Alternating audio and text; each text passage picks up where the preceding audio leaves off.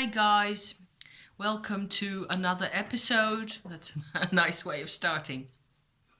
I have to have a couple more gloops of coffee because I'm a bit earlier at it today than I usually am. Normally I do this thing in the afternoon where I start chatting to the camera in the empty room with a stick of incense and a crystal and a candle. There it is behind me. I hope that doesn't just flicker too much, but it's a candle, so we'll just see how that looks in the future, okay? But it was getting so dark and it has been raining on and off, heavily even, so I thought I would just light a candle and we can do this. Where was I? Because I have done a couple of false starts for this video, and so this is the third attempt. Third time pays for all. This will have to be it. Otherwise, I'll just have to hang the whole thing in the willow tree, as we say, and come back later. Because, before biorhythm, before 12 o'clock, I am useless. That's quite possible. But I've been obsessing, I suppose you can call that obsessing. The reason I am coming on again is I want to share a couple of experiences with chakras, chakra work, chakra meditation, because people don't really do that, share what it's like. And I feel that there can be a lot more can be done on that front. So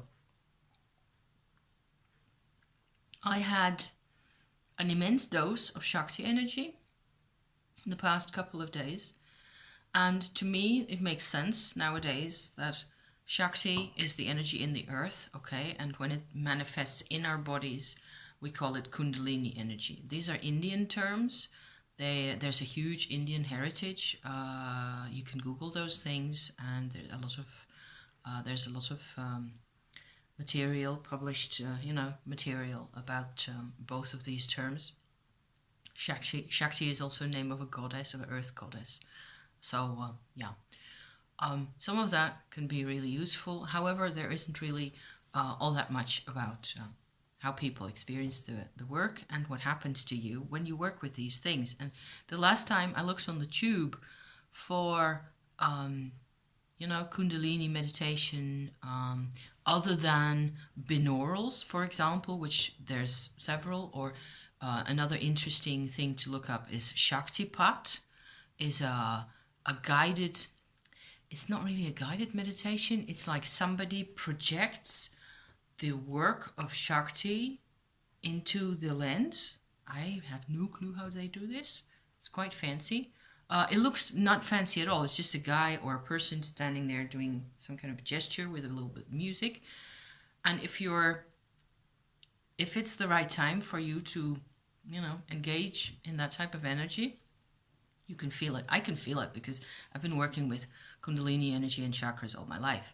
So I learned from my mother. Okay, it's one of the things that my mother was specialized in, really. So other than not having a life together and not having any really, normal, there was no normal between my mother and me, but we had chakras. So here's to you, Ma. Because, it has been very interesting in phases. So let me get to that, because what happens is the more light work you do, and the more you connect your, supramental, if I may use that word for now, intuition, your light awareness and your higher self-awareness, etc. The more you connect those to your body, to the earth, to the way you're grounded, to your connection into the earth, clearing will happen, okay? This is something actually I have not yet seen described on YouTube or anywhere else on the net, so it's quite an interesting way of working. I have described this in a couple of my meditation videos that I posted a couple of weeks ago, so you can look those up if you like. It can be pretty interesting. You can have, it's a process that you, once you're engaged in it, it'll just keep happening. And one side of the process is that you you sort of transport, or you ask for white light to come into your aura to help you cleanse or clear out vibrations from other people, problematic vibrations, stress, and general lack of understanding. Those are vibrations that can be really tough to handle. Most of the times, I think that if people suffer from wanting other people to understand them,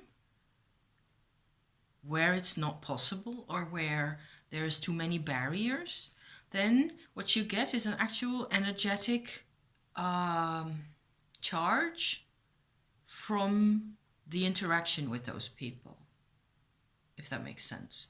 So you visit somebody, or you talk to them on the phone, or they visit you, or you have to work with them in some type of context or whatever.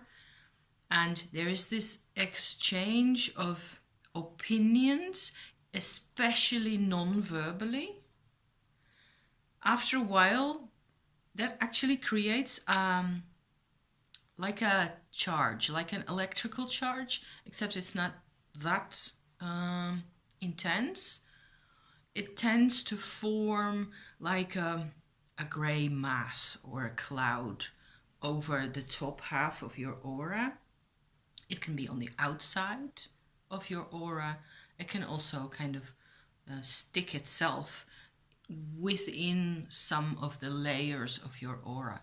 If you clear that away, if you ask for white light to come to that, area of your field where you can perceive those things, and you just ask the light to please, just evacuate those things, that's quite helpful. It can make you feel a whole lot better, and it also allows us to take a step back, stop blaming the other guy for whatever it is they're thinking.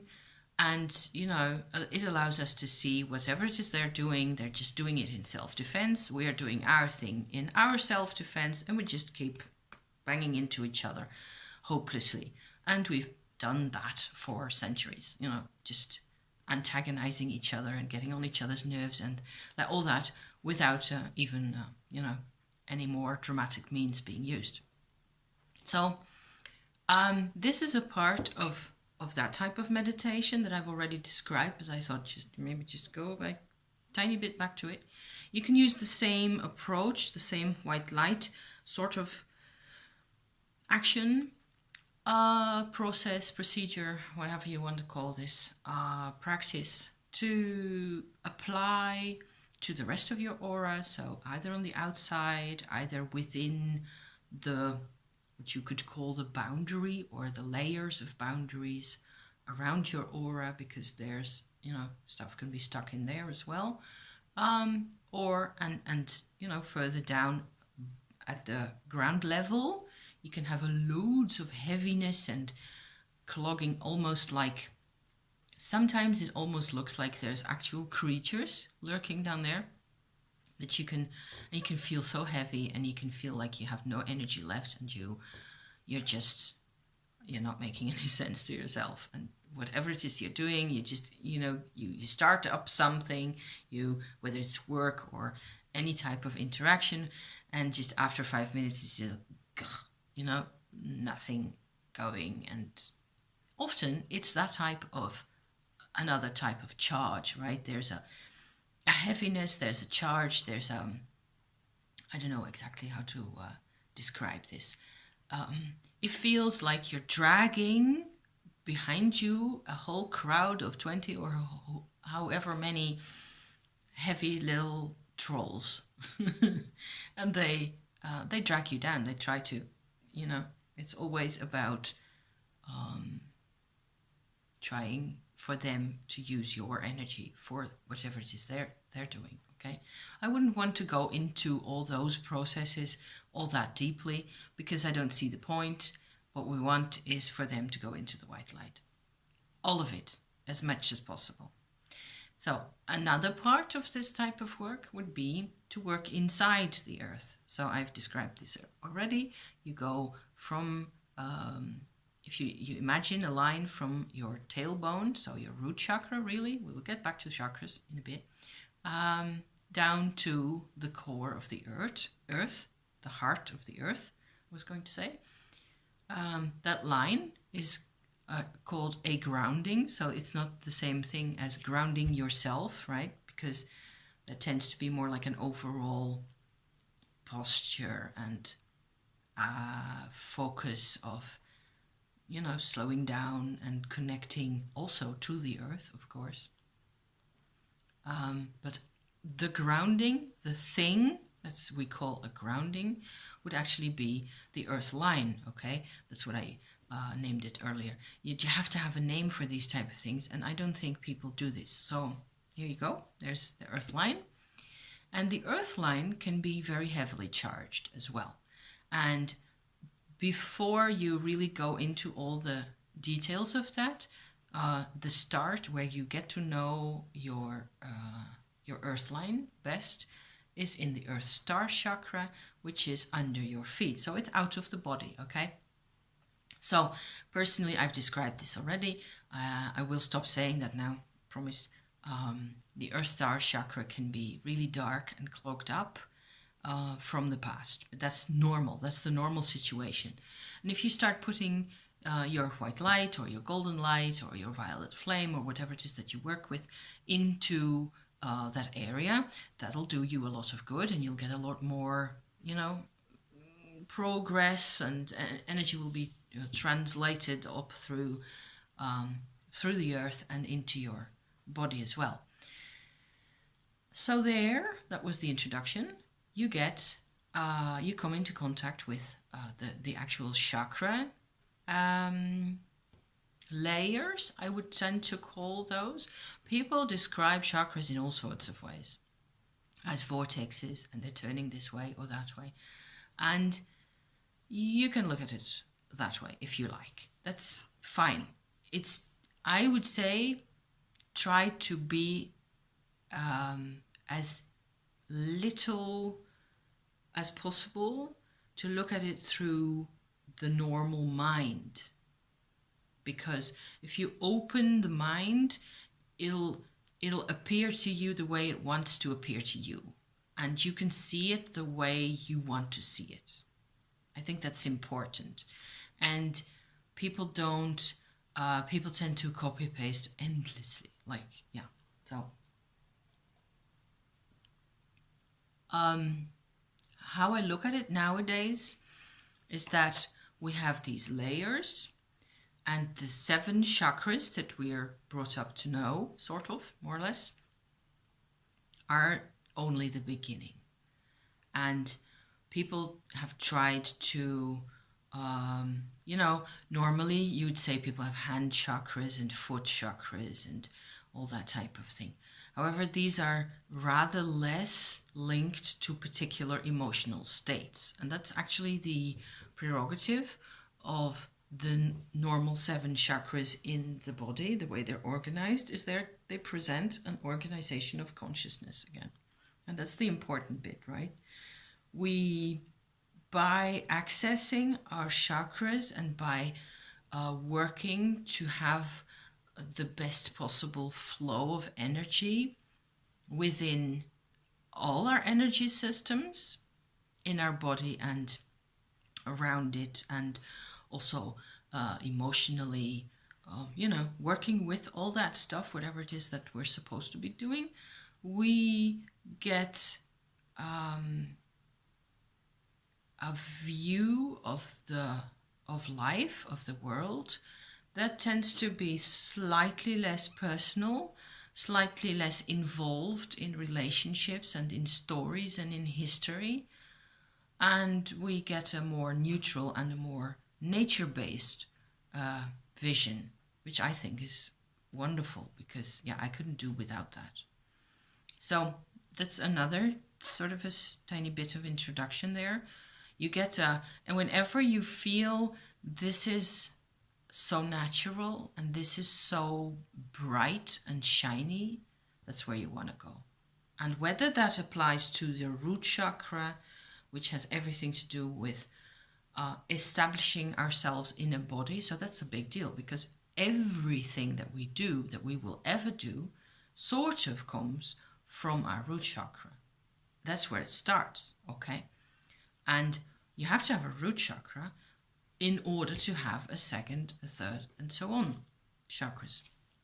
So from there, what we have is development of the identity, the person, through emotion in different levels, especially I'm referring now to second, third, and fourth, and actually fifth throat chakra as well, where each time we are mostly put under a great deal of pressure in order to develop ourselves, to grow, to choose, make decisions, become involved, be a part of things, be connected.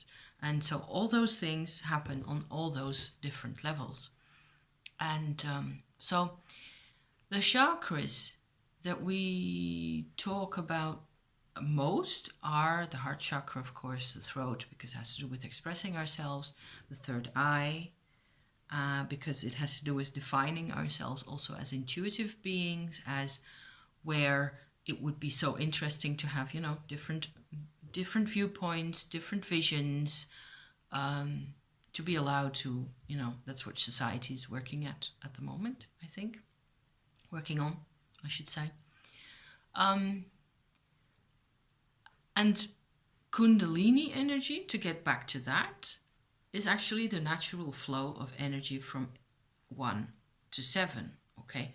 It just happens the whole time. It happens as we speak, and you don't have to be aware of it at all. It just does its thing, and it provides the body with its vitality. It does, transports the energy to the different systems. So where all this can get rather interesting is if you have a lot of Shakti energy. And that's what I was going to talk about today.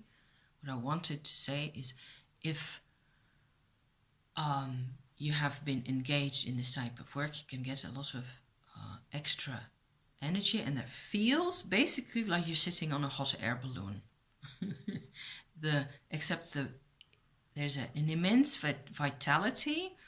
I'm a healthy person, so lucky me, I can just allow most of that energy to be wherever it wants to be, to engage in, to protect me also, or to do whatever work needs to be done to, keep everything, the machine whirring and purring along properly. It can be too much.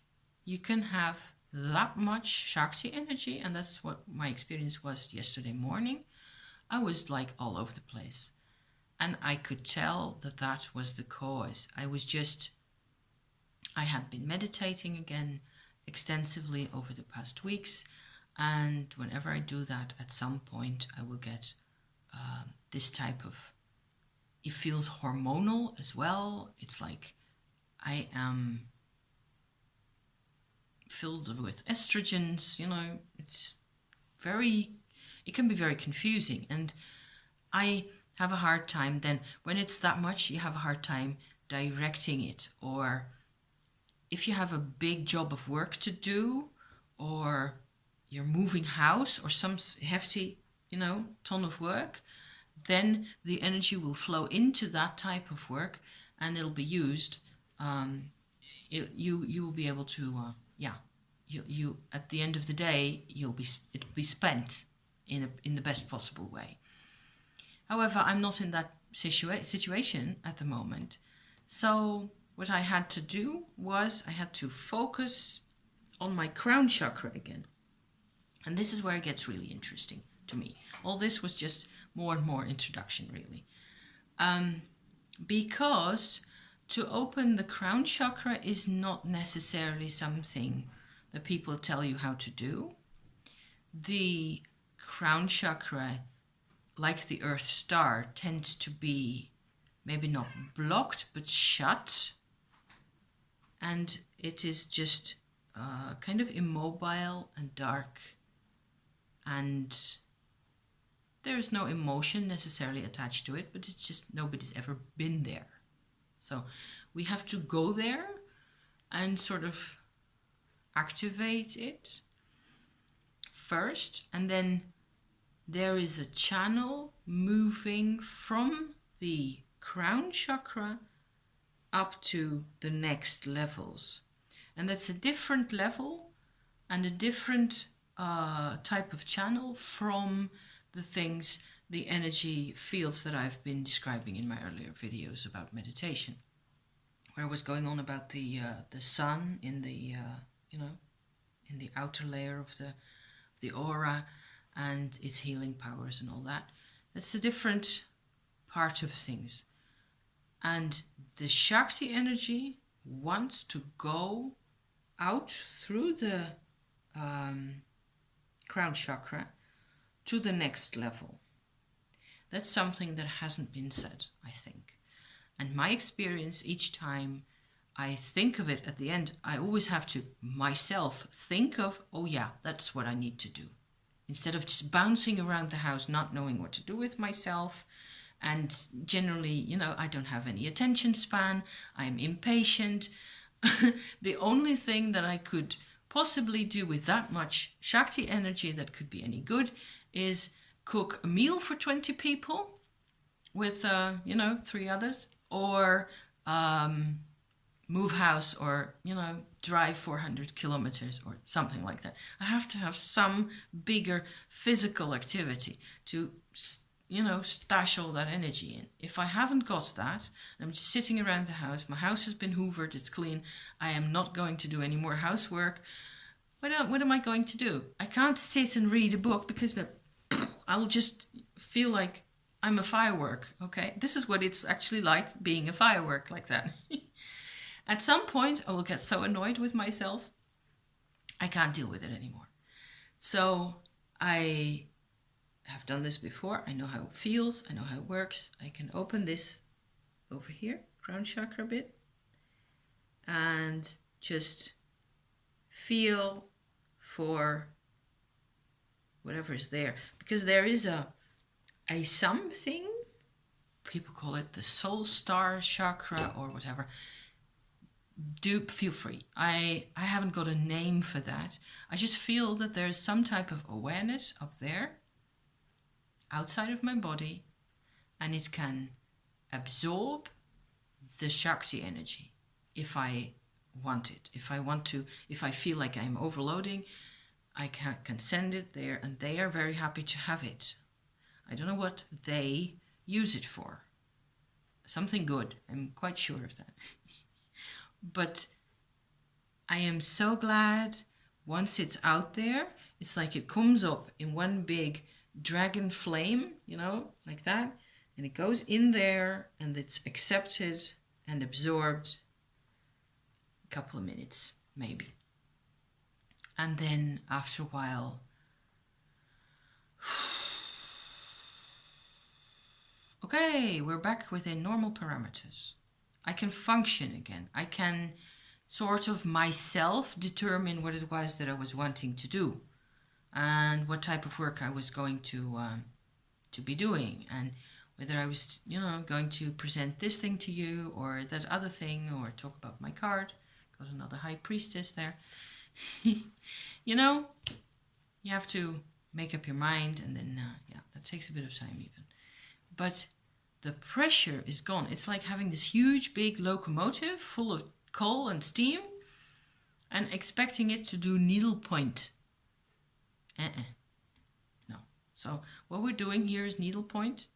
And, these tiny embroidery, I've never done that. That'll never be my thing. I like embroidery sometimes, especially when other people do it. It's not my type of work. Okay. Venting Shakti energy through the crown chakra into the receptive higher chakras.